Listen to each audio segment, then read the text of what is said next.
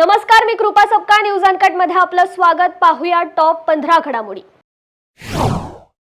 दक्षिण अमेरिकन देश चिलीतील जंगलात अचानक आग लागली. मीडिया रिपोर्टनुसार या आगीच्या दुर्घटनेत आतापर्यंत जंगल परिसरातील 46 जणांचा जळून मृत्यू झाल्याची माहिती समोर आली आहे.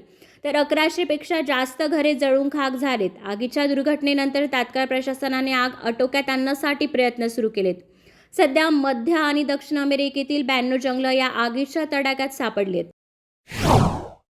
भारतीय वंशाचे बॅरिस्टर वरुण घोष यांना ऑस्ट्रेलियाच्या सिनेटमध्ये उमेदवारी देण्यात आली आहे. पुढील आठवड्यात ते सिनेटमध्ये आपली जबाबदारी स्वीकारतील.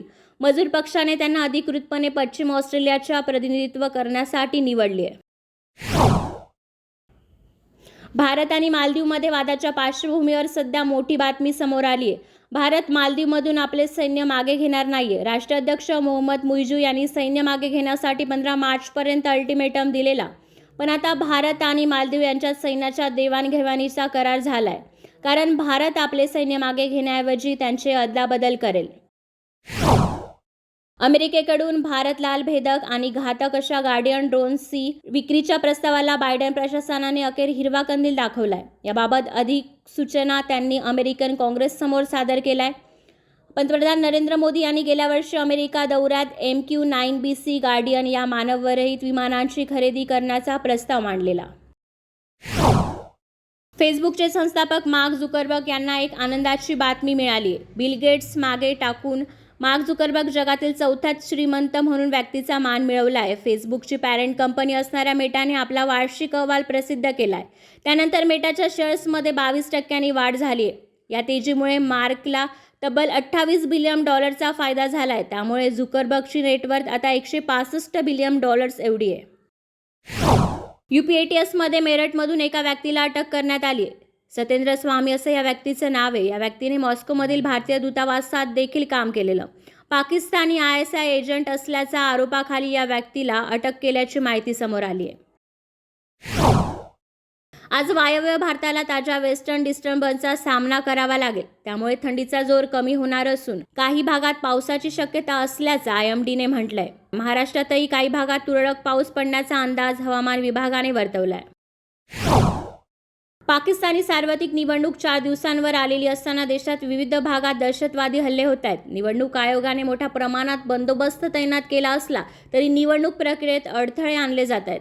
निवडणूक जाहीर झाल्यानंतर पाकिस्तानमध्ये सातत्याने बॉम्बस्फोट आणि ग्रेनेड हल्ले होत आहेत. अन्य एका घटनेने न्यू कराची भागात प्रचारादरम्यान 2 गटात झालेल्या हाणामारीत एकाचा मृत्यू झालाय.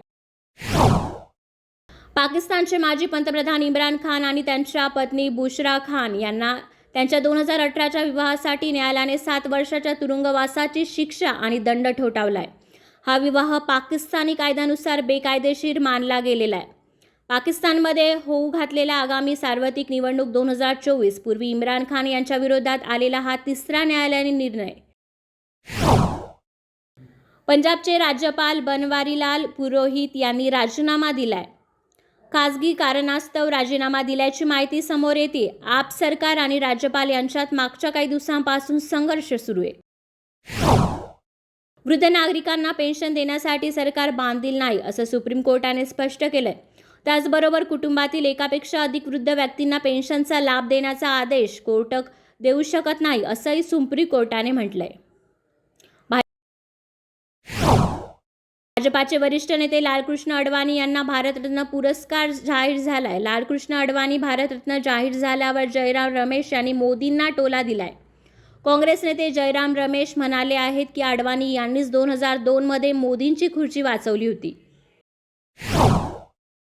सोने चांदी किंचित स्वस्त झाल्याने खरेदीदारांना काहीसा दिलासा मिळालाय. चांदीच्या दरातही वाढ नोंदवण्यात आली.